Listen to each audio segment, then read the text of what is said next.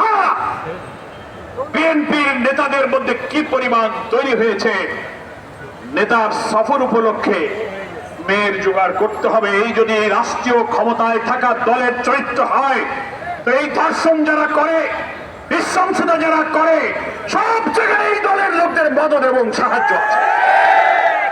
শুধু গ্রেফতার করে মানুষকে সামাল দিলে হবে না, এমন বিচার করতে হবে প্রত্যেকটি শিশুর পিতার হৃদয় যেন প্রশান্ত হয়।